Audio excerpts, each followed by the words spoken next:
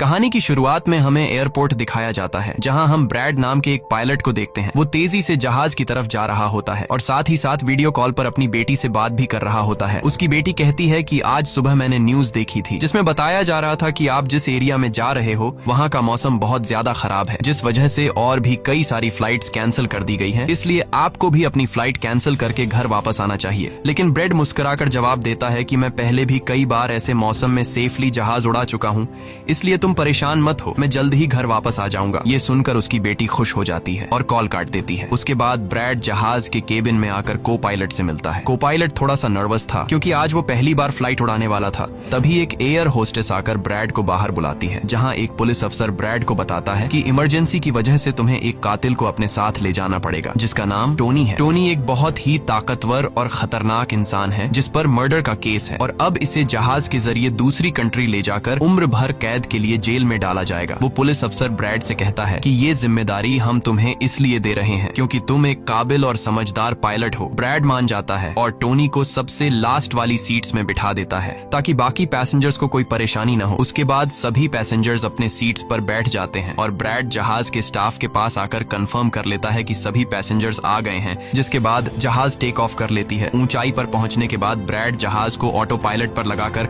को पायलट के साथ अपनी फैमिली के बारे में बातें करने लगता है।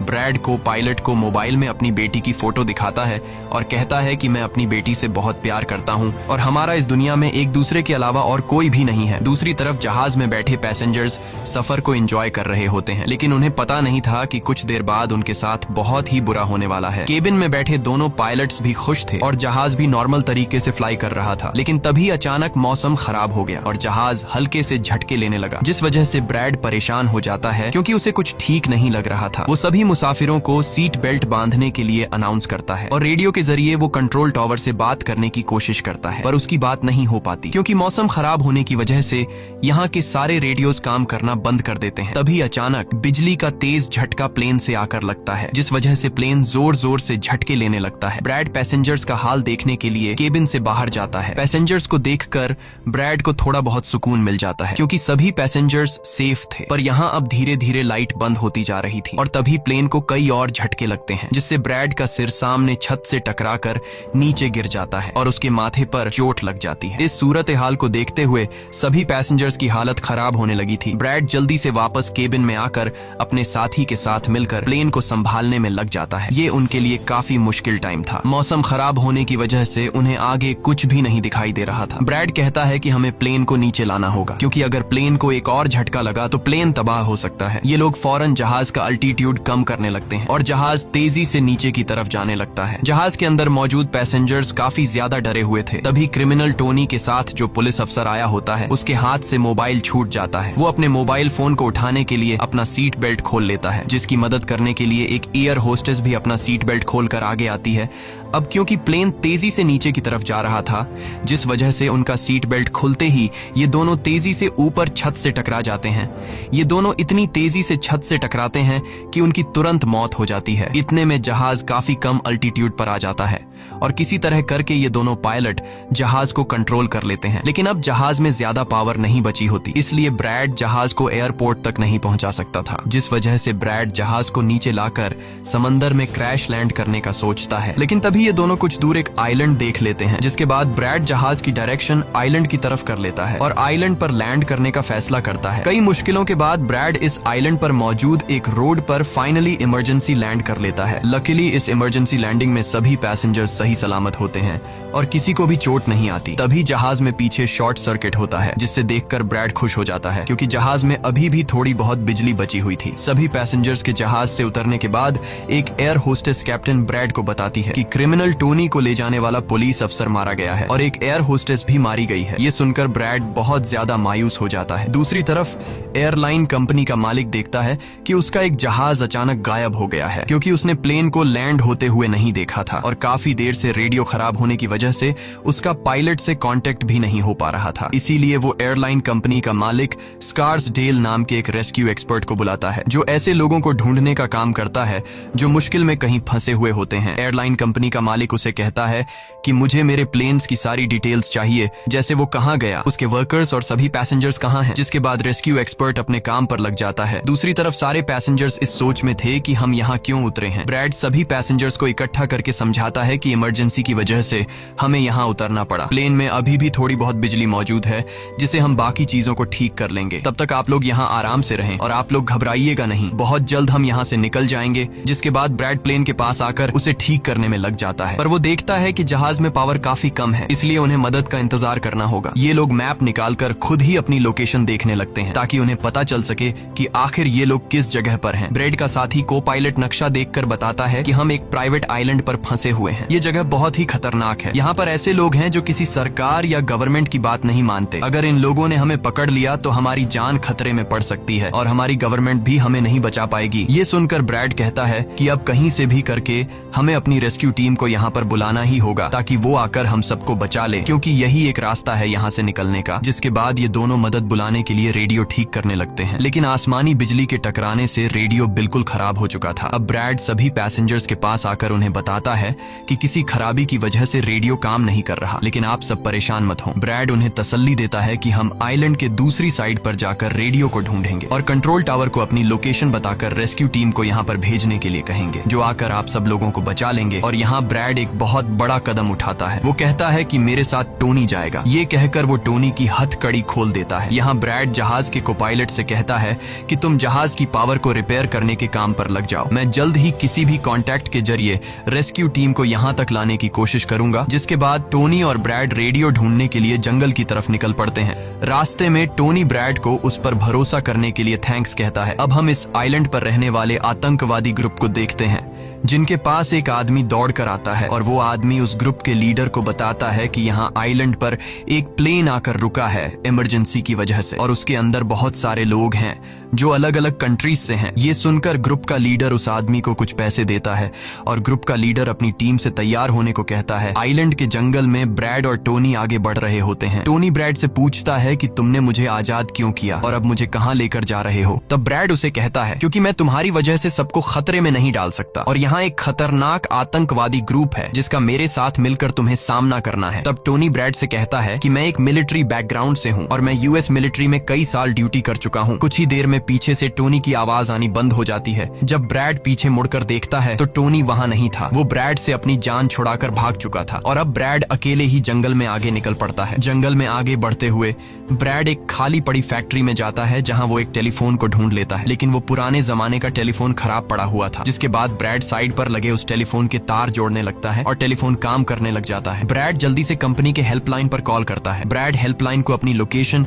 और सब कुछ बता देता है, लेकिन लाइन में कोई गड़बड़ी होने की वजह से सामने वाले इंसान तक उसकी आवाज ठीक से नहीं पहुंच रही होती, जिस वजह से हेल्पलाइन वाले ब्रैड की कॉल काट लेते हैं। तब ब्रैड को एक आइडिया आता है। वो अपनी बेटी को कॉल करता है और उसे अपनी लोकेशन और बाकी सारी चीजें एक पेपर पर लिखकर उसके ऑफिस तक पहुंचाने को कहता है। तभी बातचीत के दौरान पीछे से एक आदमी आकर ब्रैड पर हमला कर देता है, लेकिन ब्रैड उसे काफी मुश्किल से काबू कर लेता है और उस आदमी को मार मार कर बेहोश कर देता है। तभी ब्रैड को महसूस होता है कि एक और आदमी इस कमरे में आ रहा है, इसीलिए जल्दी से वो छिप जाता है। पर वो आदमी कोई और नहीं बल्कि टोनी था, जिसने बहुत सारे गुंडों को मारकर उनके हथियार ले लिए थे। और वो ब्रैड को आवाज देता है कि डरो मत, बाहर निकलो। फिर जब ब्रैड सामने आता है तो टोनी ब्रैड को एक बंदूक पकड़ा देता है उसकी हिफाजत के लिए। उसके बाद ये दोनों जब फैक्ट्री के नीचे वाले फ्लोर में आते हैं तो यहाँ उन्हें एक कैमरा मिलता है, कैमरा की रिकॉर्डिंग और वहाँ पड़े पासपोर्ट से इन्हें पता चलता है कि इस आइलैंड पर रहने वाले आतंकवादी लोगों को किडनैप करके उनकी फैमिली से काफी बड़ी रकम की डिमांड करते हैं। और जब किडनैप किए हुए बंदे की फैमिली की तरफ से उन्हें पैसे मिल भी जाते हैं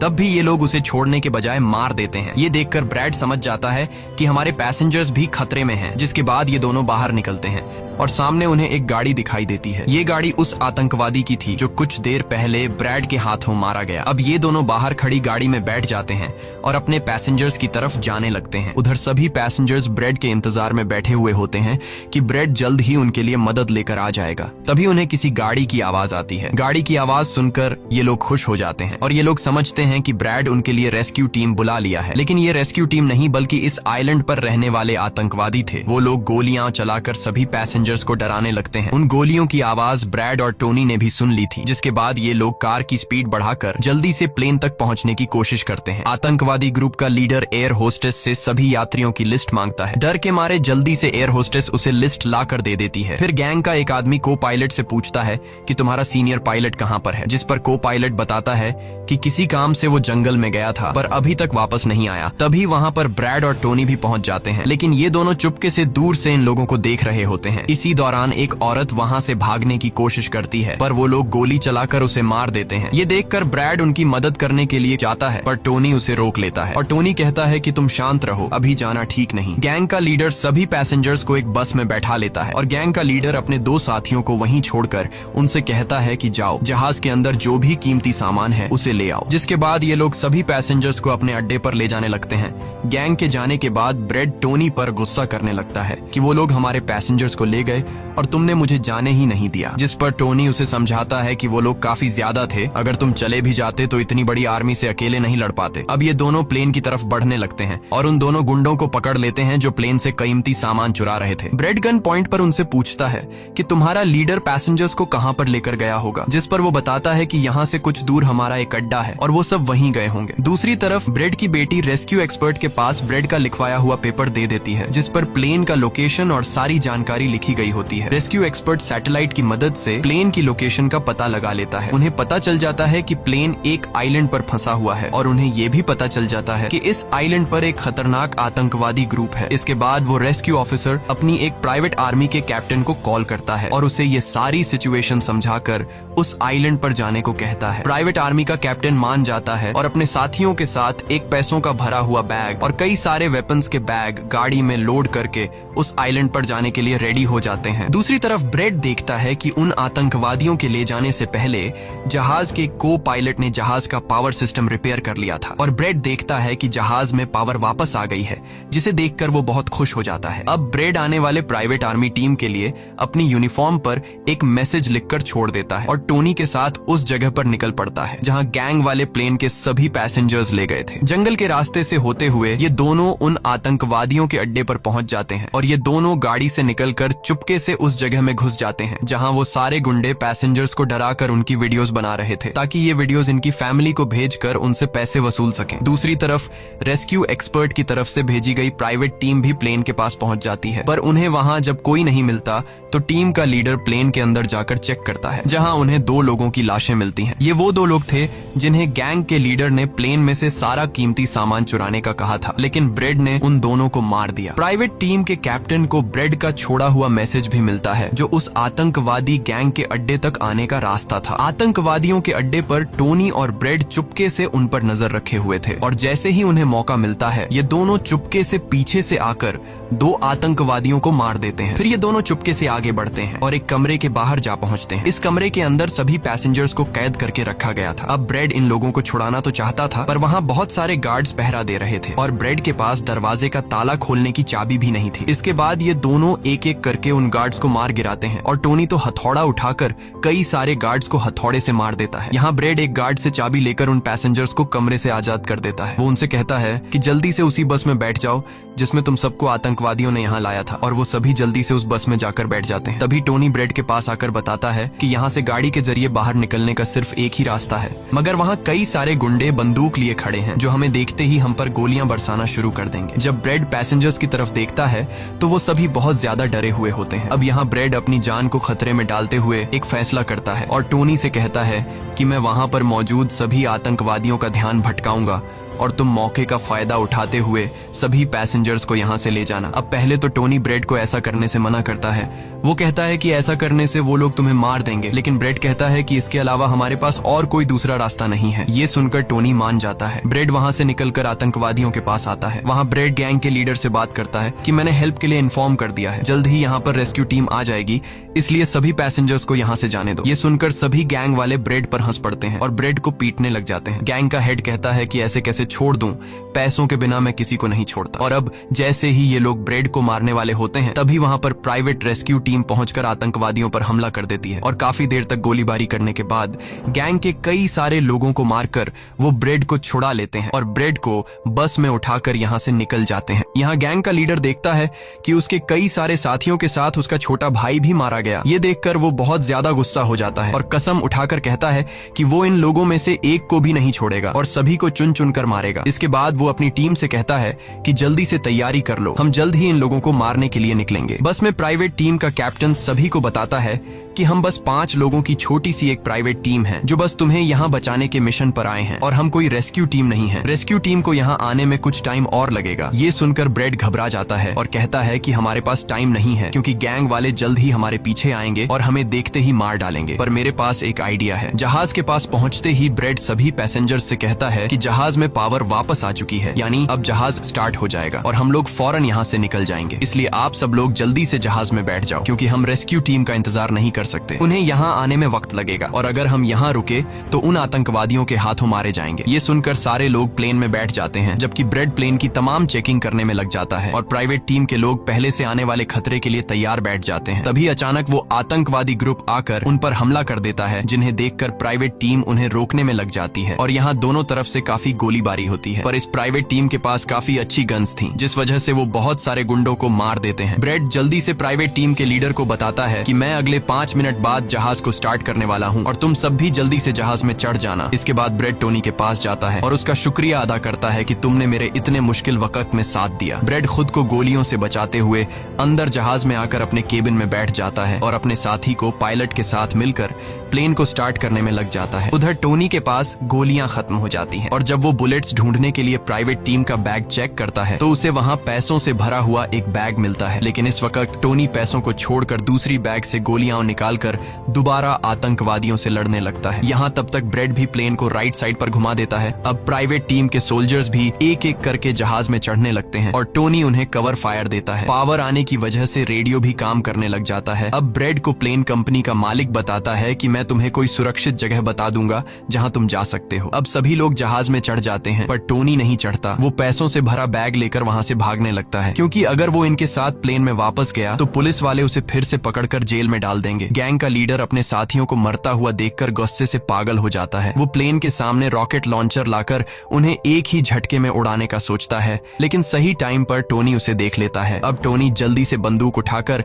उसे शूट करके मार देता है और सभी लोगों की जान बचा लेता है। ये देखकर ब्रेड टोनी के इस काम से बहुत खुश हो जाता है और ब्रेड अपनी पूरी ताकत लगाकर प्लेन उड़ाने में कामयाब हो ही जाता है। ये देखकर टोनी सभी पैसेंजर्स और ब्रेड के लिए खुश होता है और पैसों का भरा हुआ बैग लेकर जंगल की तरफ भाग जाता है। ब्रेड जहाज को इस आइलैंड से दूर ले जाता है और जहाज का मालिक उसे एक एयरपोर्ट के बारे में बताता है जहां ये लोग जा सकते थे जो अब इनके काफी करीब था। ब्रेड एयरलाइन कंपनी के मालिक की बताई हुई जगह की तरफ जहाज को ले जाता है लेकिन तभी एक बार फिर जहाज के इंजन में आग लग जाती है और जहाज तबाह होने लगता है। इसलिए ब्रेड दोबारा से इमरजेंसी वार्निंग ऑन करता है और धीरे धीरे जहाज को नीचे रनवे पर लाने की कोशिश करता है। फाइनली बड़ी मुश्किल के बाद ब्रेड जहाज को रनवे पर उतार देता है और सब लोगों की जान बच जाती है। ब्रेड और उसका साथी को पायलट काफी खुश हो जाते हैं। उधर प्लेन कंपनी का मालिक और उसकी टीम भी बेहद खुश थी। अब ब्रेड पैसेंजर्स का हाल देखने के लिए पीछे जाता है तो वो देखता है कि सभी पैसेंजर्स सेफ हैं और ये देखकर उसके दिल को सुकून मिल जाता है। वहाँ खड़े सभी पैसेंजर्स ब्रेड के लिए तालियां बजाने लगते हैं और ब्रेड का शुक्रिया अदा करते हैं। कुछ ही देर में वहाँ उनके लिए रेस्क्यू टीम भी आ जाती है जिसे देखकर सभी पैसेंजर्स खुश हो जाते हैं। यहाँ ब्रेड सभी पैसेंजर्स को रेस्क्यू टीम के साथ भेज देता है और कैप्टन फाइनली सुकून की सांस लेते हुए